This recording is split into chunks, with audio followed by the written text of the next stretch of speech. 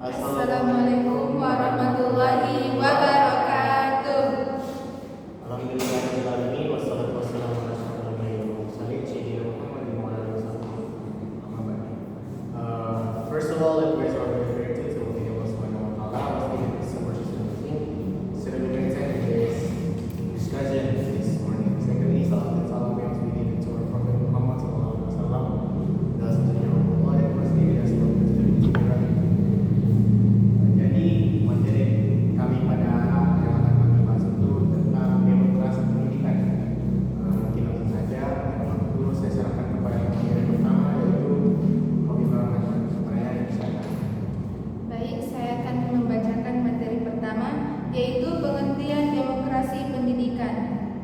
Demokrasi pendidikan adalah proses penyelenggaraan pendidikan yang berdasarkan nilai-nilai demokrasi seperti kebebasan, partisipasi, kesetaraan, dan penghargaan terhadap hak asasi manusia. Menurut John Dewey, demokrasi dalam pendidikan berarti memberikan kesempatan seluas-luasnya kepada setiap peserta didik untuk mengembangkan potensinya melalui pengalaman belajar yang aktif dan kolaboratif. Peserta didik tidak hanya menjadi objek yang menerima pelajaran, tetapi menjadi subjek pendidikan yang berperan dalam menentukan proses belajar mereka.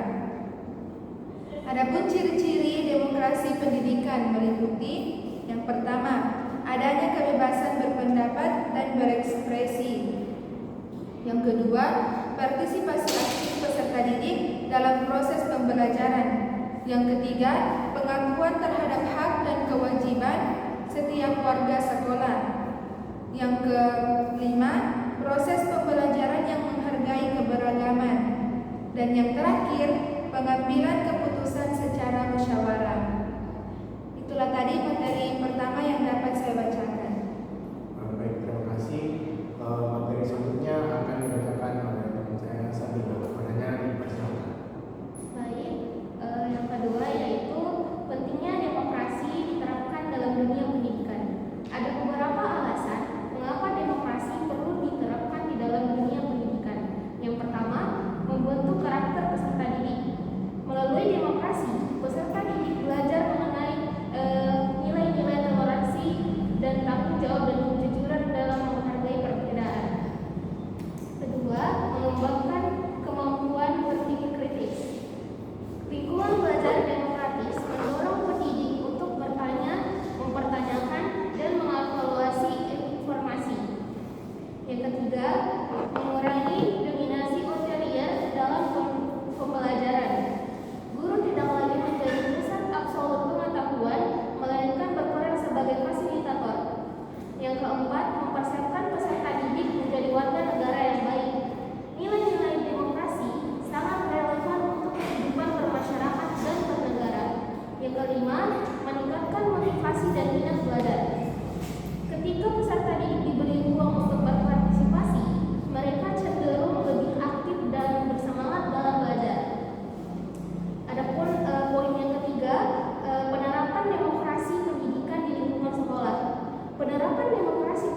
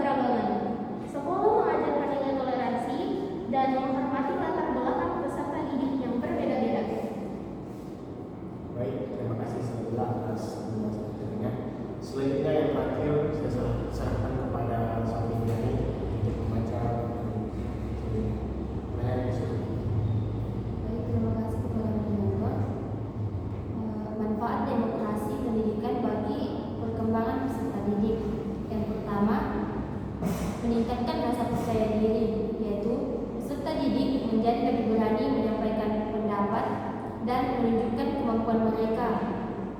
Yang kedua, mengembangkan kemampuan sosial, yaitu melalui kerjasama, diskusi, dan musyawarah, peserta didik terlatih berkomunikasi dengan baik.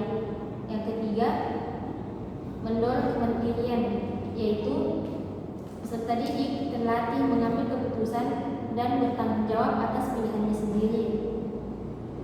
Yang keempat, membentuk sikap kritis, yaitu lingkungan demokratis membantu mereka menganalisis informasi secara objektif.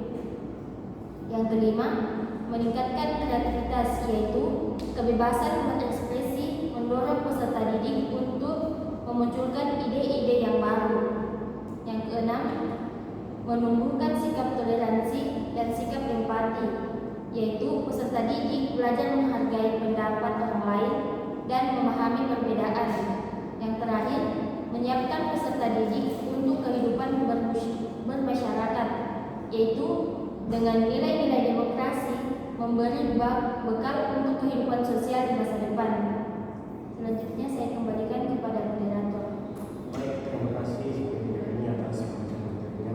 Nah, dan ada pula kesimpulan dari materi kami pada hari ini, yaitu demokrasi pendidikan merupakan konsep yang menekankan pentingnya kebebasan, kesetaraan, partisipasi, serta penghargaan terhadap hak setiap individu dalam proses pendidikan. Melalui penerapan nilai-nilai demokrasi, sekolah dapat menciptakan suasana belajar yang inklusif, humanis, dan mendorong peserta didik untuk aktif, kritis, serta bertanggung jawab. Penerapan demokrasi di sekolah seperti memberikan kebebasan berpendapat, menerapkan musyawarah, kerjasama kelompok, dan manajemen yang transparan, berkontribusi besar terhadap perkembangan sosial, intelektual, dan emosional peserta didik. Dengan demikian, demokrasi pendidikan sangat penting untuk membentuk generasi yang berkarakter, kreatif, dan siap menghadapi tantangan kehidupan bermasyarakat. Baik, mungkin itu saja pembahasan materi kami pada hari ini. Saya akhiri dengan ucapan wabillahi taufiq wal hidayah. Wassalamualaikum warahmatullahi wabarakatuh.